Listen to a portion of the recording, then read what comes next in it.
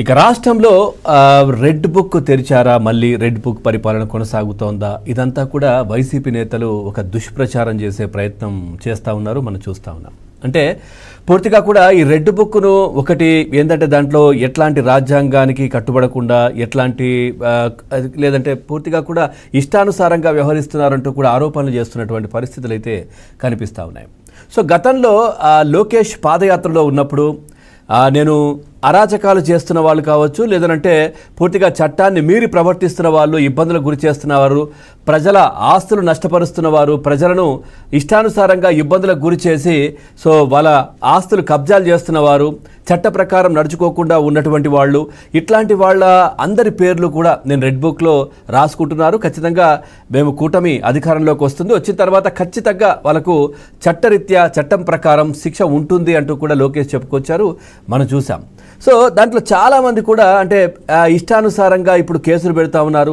Red book పరిపాలన కొనసాగుతోంది, red book అంతా కూడా పూర్తిగా కూడా ఇటు ఎట్లాంటి చట్టాలకు లోబడి నడవట్లేదు, మొత్తం రెడ్ బుక్ దాంట్లో ఉన్నటువంటి పేర్లు దాంట్లో రాసుకొని కక్ష సాధింపు చర్యలకు పాల్పడుతున్నారు అనే అసత్య ప్రచారాలు ఇటు వైసీపీ నేతలు ఇంకా మొదలు పెడుతున్నటువంటి పరిస్థితులు అయితే కనిపిస్తూ ఉన్నాయి.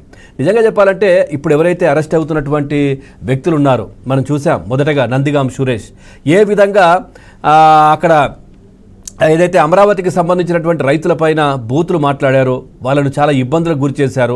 అక్కడికి పరామర్శకు వచ్చినటువంటి బీజేపీ నేత, ప్రస్తుతం మంత్రి, ఆయన పైన దాడి చేసినటువంటి పరిస్థితులు, ఆయన వాహనం పైన, అదేవిధంగా ఎంత ఇబ్బందికర పరిస్థితులు సృష్టించారు, ఏ విధంగా మహిళా రైతులపైన ఇష్టానుసారంగా మాట్లాడారనేది అందరికీ తెలిసిందే. ప్లస్ ఆయన కొద్దిమంది హత్యా నేరాలకు సంబంధించి కావచ్చు, ఇట్లాంటి వాటిలో కూడా ఆరోపణలు ఎదుర్కొంటూ కూడా ఆయన అరెస్ట్ అయినటువంటి పరిస్థితి కనిపించింది. సో ఇదంతా రెడ్ బుక్ సంబంధం లేదు. ఆయన క్లియర్గా ఎట్లాంటి అరాచకాలు చేశారు, ఎట్లా ప్రవర్తించారు ఒక ప్రజాప్రతినిధి అయ్యి ఉండి కూడా అనేది అందరూ క్లియర్గా చూశారు. ఈ నేపథ్యంలో ఆయన అరెస్ట్ ఒకటి. ఆ తర్వాత మనం చూస్తే వల్లభనేని వంశీ ఎన్ని అరాచకాలు సృష్టించారు, ఎన్ని ఇబ్బందికర పరిస్థితులు, మహిళా నేతలను, ముఖ్యంగా చంద్రబాబు నాయుడు గారి కుటుంబానికి సంబంధించినటువంటి మహిళలను, భువనేశ్వరి గారిని, అందరూ కూడా ఏ విధంగా ఇష్టానుసారంగా అసెంబ్లీ వేదికగా బయట పచ్చి బూతులు మాట్లాడారో అందరికీ తెలిసిందే.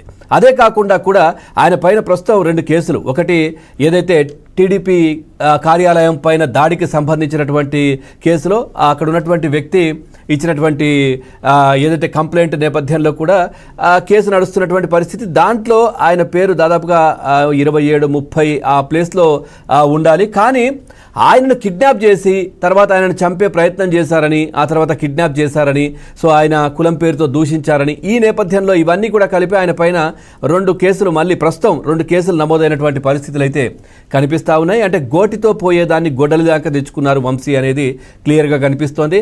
నేను ఇన్వాల్వ్ కాలేదని చెప్తా ఉన్నారు, కానీ ఆయన ఇంటికి సంబంధించిన లిఫ్ట్లో కూడా ఆ వ్యక్తిని తీసుకెళ్తున్నటువంటి దృశ్యాలు కూడా మనం చూసాం. సో ఆయనను ఇబ్బంది పెట్టడం, ఆయనను బలవంతంగా అంతకుముందు పెట్టినటువంటి కేసును విత్డ్రా చేసుకునే విధంగా ఆయనను బ్లాక్మెయిల్ చేయడం, కుటుంబ సభ్యులను చంపేస్తామని చెప్పడం, ఈ విధమైనటువంటి కార్యక్రమాలు వంశీ చేస్తారు. అదే కాకుండా మట్టి కావచ్చు, లేదనంటే ఇసుక కావచ్చు, లేదంటే చాలా మొన్నటికి మొన్న మనం చూసాం జడ్జి సతీమణికి సంబంధించినటువంటి ల్యాండ్, దాదాపుగా 10 కోట్ల విలువ చేసే ల్యాండ్ని కూడా కబ్జా చేశారనే కేసు. ఇలా ఒక్కొక్కటిగా ఈ కేసు తర్వాత, ఆయన అరెస్ట్ అయిన తర్వాత చాలా మంది బాధితులు బయటకు వచ్చి కేసులు పెట్టడానికి కూడా ముందుకు వస్తున్నటువంటి పరిస్థితులు వంశీకి సంబంధించి అది చూస్తూ ఉన్నాం. అదేవిధంగా ఇప్పుడు పోసాని కృష్ణమురళి అరెస్ట్ అయ్యారు. ఏ విధంగా అప్పుడు మహిళలను, ముఖ్యంగా జనసేన అధినేత ప్రస్తుత డిప్యూటీ సీఎం పవన్ కళ్యాణ్ సతీమణికి సంబంధించి కావచ్చు, కుటుంబ సభ్యులకు సంబంధించి కావచ్చు, చిరంజీవికి సంబంధించి కావచ్చు, లేదు అని అంటే చంద్రబాబు నాయుడు ఆయన సతీమణి, లేదంటే లోకేష్కి సంబంధించి కావచ్చు, ఎంత అసభ్యకరంగా ఆయన మాట్లాడారు, ఏ విధంగా ప్రెస్ మీట్లు పెట్టారు, దానికి తగ్గ ప్రతిఫలం జగన్మోహన్ రెడ్డి దగ్గర నుంచి ఆయన పొందారు. దాదాపుగా 150 కోట్ల రూపాయల ఆస్తులు పోగేసుకున్నారు. మైహోమ్ భుజాలో 2-3 ప్లాట్లు, అదేవిధంగా ఓపెన్ ల్యాండ్స్, ఆ విధంగా మొత్తం సంపాదించారు. ఈ విధంగా బూతులు తిడుతూ అంటూ కూడా చాలామంది దీనికి సంబంధించినటువంటి మాట్లాడుతున్నటువంటి పరిస్థితి. సో దీనికి సంబంధించి రెడ్ బుక్ ఎక్కడా లేదే, రెడ్ బుక్ రాజ్యాంగం కాదే. ఆయన క్లియర్గా చేసినటువంటి తప్పులన్నీ కూడా అన్ని కనిపిస్తున్నవే. సో ఈ నేపథ్యంలో ఈయనకు సంబంధించి, అదేవిధంగా రోజాకు సంబంధించి కావచ్చు, పేర్ని నాని, కొడాలి నాని, ఇవన్నీ కూడా వాళ్ళకి సంబంధించి కూడా గతంలో మనం చూసాం పేరుని నానికి సంబంధించి కూడా బియ్యం సంబంధించినటువంటి అంశం దాదాపుగా ఒక 60-70 కోట్ల రూపాయలు నేను ప్రభుత్వానికి కట్టేస్తున్నా అని చెప్తున్నారు. అంటే ఆయన్నే ఒప్పుకున్నట్టు దాంట్లో బియ్యానికి సంబంధించిన దాంట్లో అవకతవకలు చేశానని. సో ఆయనకు సంబంధించి తర్వాత కొడాలి నాని ఇష్టానుసారంగా గడ్డం గ్యాంగ్ ఏ విధంగా గుడివాడలో హల్చల్ చేసింది అనేది మనం చూసాం. ఏ విధంగా క్యాసినో నిర్వహించడం కావచ్చు, అక్రమంగా ఇటు ఏదైతే దీనికి సంబంధించి పౌర సరఫరాల శాఖ మంత్రిగా ఉండాలి అప్పుడు దాంట్లో బియ్యానికి సంబంధించి ప్రతి దాంట్లో కూడా అవినీతి చేశారు, ఇష్టానుసారంగా బూతులు మాట్లాడారు. ముఖ్యంగా ఇవన్నీ కూడా ప్రజలకు తెలిసినవే. కొత్తగా రెడ్ బుక్లో రాసుకొని ఏదో చేయాల్సినటువంటి అవసరం లేదు ఇదంతా కూడా.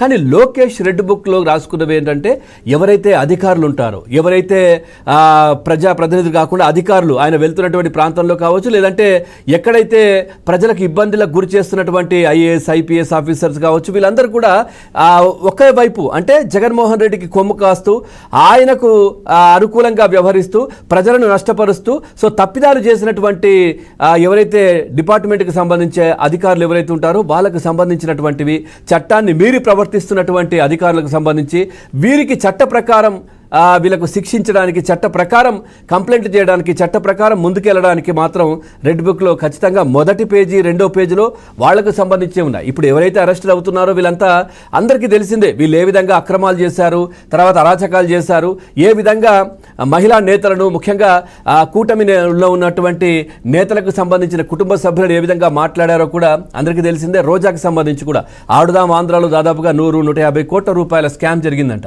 సో అట్లాగే టీటీడీకి సంబంధించి కూడా దాంట్లో అవకతవకలు, అట్లాగే ప్రత్యేక దర్శనాల పేరిట కూడా టికెట్లు అమ్ముకున్నటువంటి పరిస్థితులు, అట్లాగే రిషికొండకు సంబంధించినటువంటి ప్యాలెస్లో కూడా అవకతవకలు, ఇవన్నీ కూడా ఒక్కొక్కటిగా బయటకు వచ్చే పరిస్థితి.